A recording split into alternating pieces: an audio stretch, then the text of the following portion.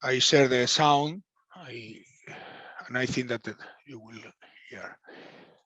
Okay. Good morning, everyone, and thank you very much to the organization for the opportunity to present our scientific communication in this already long and uncomfortable situation of the pandemic. My name is Juan Antonio García from University of Castilla-La Mancha in Albacete. Our presentation is entitled Spanish Medium-Sized Cities, Counter-Urbanization and Unsustainable Mobility versus the Utopia of a Slow Territory. It has been prepared by professors Luis Alfonso Escudero Gómez from University of Castilla-La Mancha in the campus of Toledo and José María Martínez Navarro from the Autonomous University of Madrid, and myself.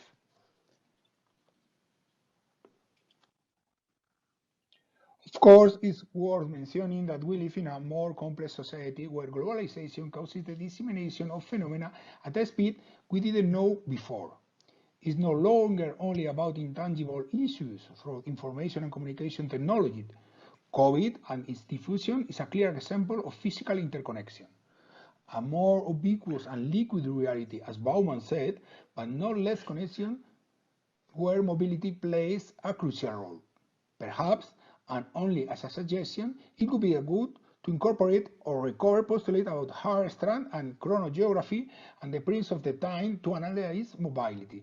Today, more and more new analysis tools are available that can provide more information to the complex reality we live in. This is why, in our research, for the case of Spain, and after reviewing the national and international scientific literature, we have decided that the medium-sized cities in Spain should have a demographic weight between 50,000 and 300,000 population. This range involves 137 medium-sized cities. To this demographic criterion, we have added 4 cities, plus 2 above and 2 below was articulating function in their immediate environment. They are the only cities in their province. They are also the provincial capitals. The province is EURNUTS 3 in the European Union. It is the most detailed levels being below the more than 8,000 Spanish municipalities. For all these reasons, our study area is made up of 143 cities with particular territorial and functional characteristics. It must be taken into account that there are cities that, depending on the year in which the census data is taken, are above or below 300,000, such as the case of Valladolid. Thus, the criterion itself, which might seem discretionary, helps to stabilize the sample in those cities that are on the threshold.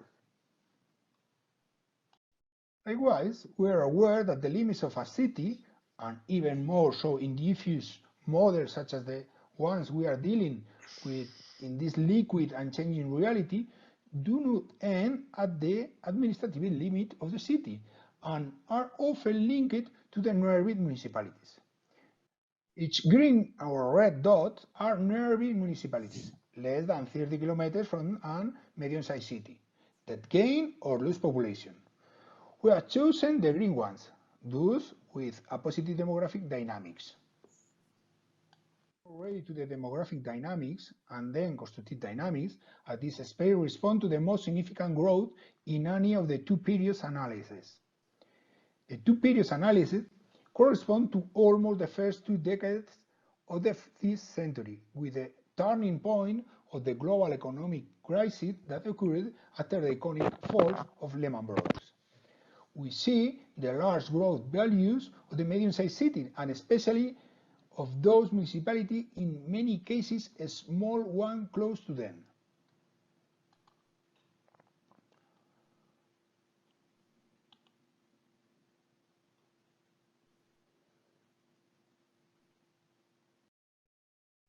Cartograph data are much more illustrative. The legend value on the 2 maps is the same to allow acute visual comparison.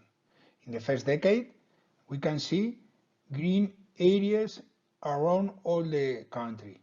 In the second decade, the second map, we can see as the red color is in almost all the cities. Something similar, but much more exaggerated, occurs with the data on new housing constructions. The non-correlation between demographic and urban growth shows the speculative background in which Spain became its real estate bubble and its subsequent crash. Exactly the same could be seen and analyzed through the spatialization of the data, and where in the period of retraction there is only a stagnation of the construction activity, both in the medium-sized cities and in the peripheries, that has taken almost a decade to digest the huge housing stock. One more element to add is the analysis of mobility from the data we provide with all cell phones. This data, initially reluctant to provide because of the security and moral implications involved, is beginning to be distributed in a grouped manner to maintain the statistical security, and opens up a new window of opportunity for the analysis. The preliminary analysis carried out corroborate our definition of the study area for medium-sized cities at both the national and local scales. We can see our network of medium-sized cities over Britain and the hypothetical 30 kilometers in blue. At the local level, and repeating the case of Guadalajara, extending into the medium-sized cities on the periphery of Madrid, this new source confirms the thoughts defined by other sources and shows some bright territories in terms of mobility. In conclusion, mobility is a worrying element in our cities and in our society. Medium-sized cities are key territorial elements, and the Spanish urban system is becoming increasingly dispersed, complex, and mobile. Initial work not closes, and new sources as mobile phones give us new opportunities. Thank you for your attention, and you have our email for any question. Be happy and enjoy. Thank you so much.